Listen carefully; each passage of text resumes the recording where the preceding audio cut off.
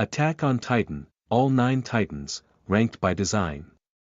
The 9 Titans have become some of the most iconic anime monsters of all time. However, they're not equal either in terms of design or abilities. Ymir the founder obtains the power of the Titans by accident and changes the course of history forever.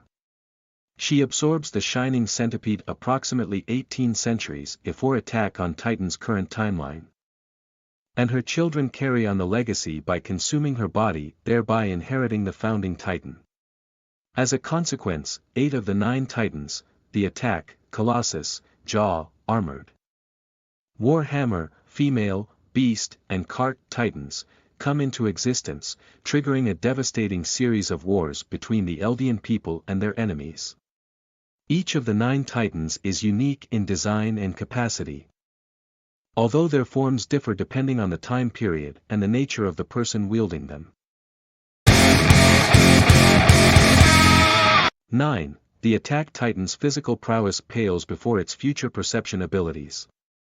The Attack Titan seemingly mimics the physical traits of its inheritors, with Grisha's version sporting a beard and a thick coat of chest hair, while both Aaron's Kruger and Jaeger turn overly muscular.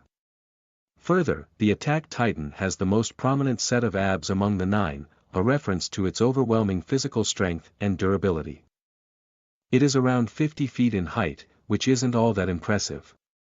However, the Attack Titan's true powers have nothing to do with its anatomy. 8. The Cart Titan carries people, cargo, and weaponry on all 4s. The only Cart Titan shown in the series excluding the final battle belongs to Peakfinger. It is relatively short, 13 feet tall at the shoulder. But that's because it's built for lugging cargo around.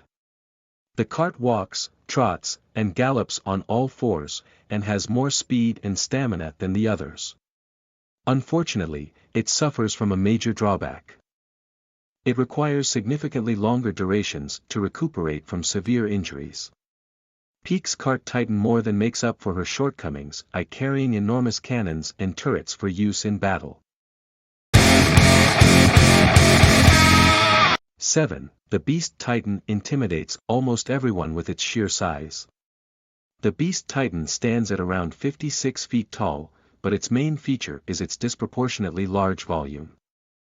Zeke transforms into a gigantic hairy ape-like being with skinny arms, but past inheritors have been able to manifest other animals, from birds and wolves to rabbits and crocodiles. Tom Savers resembles a bighorn sheep. The Beast Titan intimidates almost everyone with its sheer size, not to mention taking up half the screen/panel whenever it appears. That said, it poses no threat to the force of nature known as Levi Ackerman. 6. The Female Titan can absorb abilities from the other 8. Annie's Female Titan looks considerably more human than the rest of the 9, explaining the reasoning behind her name. At 46 feet in height, it isn't really imposing, but Annie's ferocity and self-sacrificial nature make it a serious threat. Interestingly, the Female Titan can eat the flesh from its comrades' bodies and obtain their abilities. The most notable of which is the hardening technique Annie uses to encase herself in indestructible crystal. 5. The Armored Titan is as invulnerable as it is inflexible. The 50-foot-tall Armored Titan is sheathed in layers of unbreakable skin-toned armor plating, protecting it from most kinds of direct impact.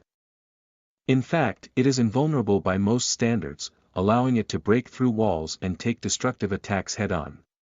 Reiner's Armored Titan is capable of tolerating Bertholdt's conversion into the Colossal Titan, despite the latter releasing extreme amounts of heat in the process.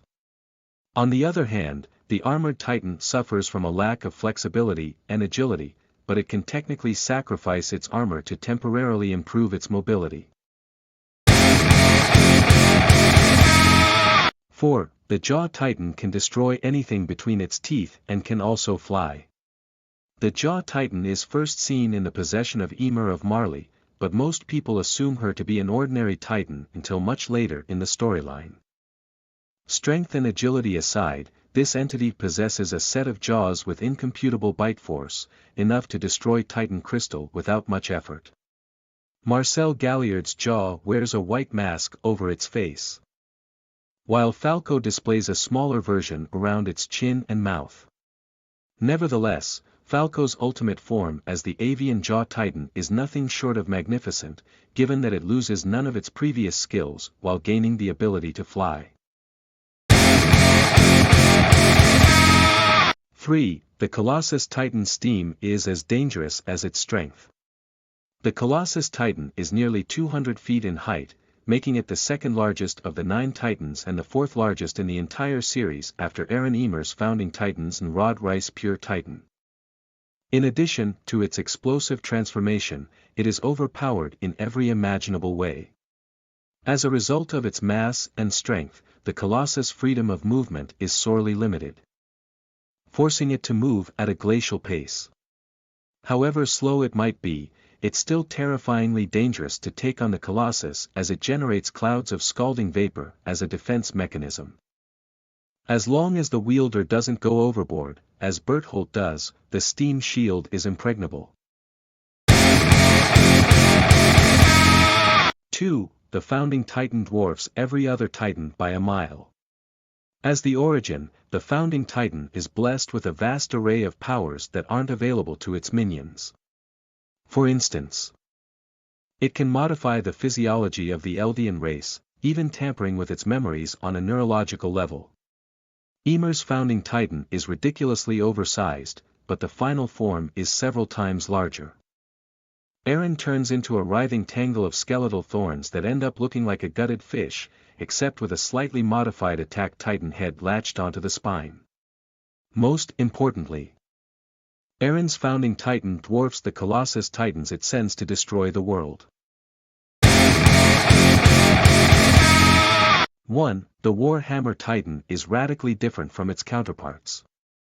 Although the same height as the Attack and Armored Titans, the Warhammer Titan is radically different from its counterparts. Its skin is pure white, with ringed patterns of flesh around the nape and collarbone. Parts of its head are lined with a series of narrow apertures, a prison bar design that partially exposes the Warhammer's eyes, mouth, and throat. Lara Tiber's Warhammer wields a powerful warhammer while fighting Aaron, but later scenes have revealed that it can employ other weapons, like knouts, bows, axes, sickles, and so on. This Titan's defining characteristic is its ability to operate independently of its user, albeit connected via a thick cable extending from the Warhammer's left foot.